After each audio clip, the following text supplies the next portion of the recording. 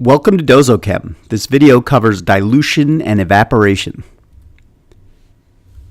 If you take a look at this diagram, X is going to represent the solute, and you'll see that originally we're starting with a smaller volume of solution and then adding more solvent to it, so we're going to end up with a higher volume and a lower molarity because the moles of X have not changed, but the volume's gotten bigger, so it's less concentrated. So the volume is getting larger, the molarity is getting lower. So let's come down here and come up with an equation that we use frequently for creating solutions in a lab. And it works for dilution where you're adding solvent, or evaporation where you're removing solvent. As I mentioned, the amount of X, or the moles of X, does not change when you add solvent. So we can say the initial moles of solute equals the final moles of solute. So even though the volume in liters changes and the molarity changes, the moles don't change. And since moles is liters times molarity, we can say liters initial times molarity initial equals liters final times molarity final.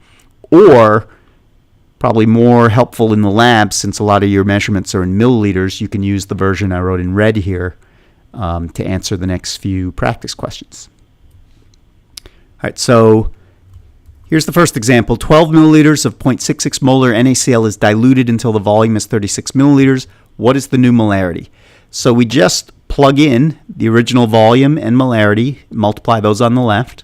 On the right, the final volume, and we solve for final molarity. So you're just going to take the numbers on the left, 12 times 0.66, divide by 36, and when you do and show the units, the milliliters will end up canceling out, and you will get your final molarity after you add more solvent.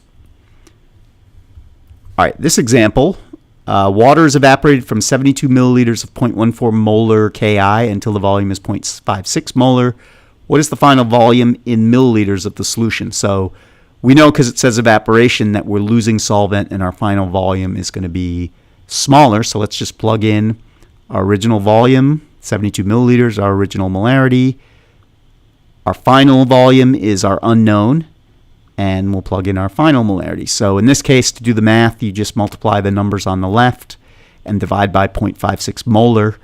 The molar, or capital M, will cross out, and you will get your final answer in milliliters, which makes sense. It should be lower because some solvent was evaporated.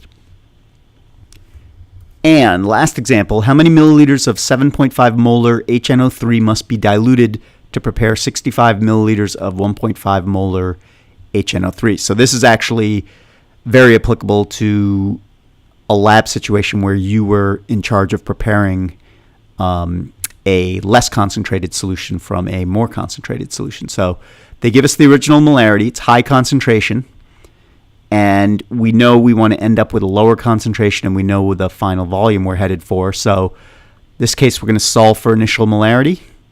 Plug in the original molarity and the final volume and the final molarity. We're going to multiply the numbers on the right by 7.5 and then divide by 7.5 molar, so the molar cancels, and we will get the initial milliliters, 13 milliliters. So what you would do is take 13 milliliters out of this more concentrated bottle and add water to it until you got to a final volume of 65 milliliters, and at that point you would have the correct molarity of diluted solution to do your experiment.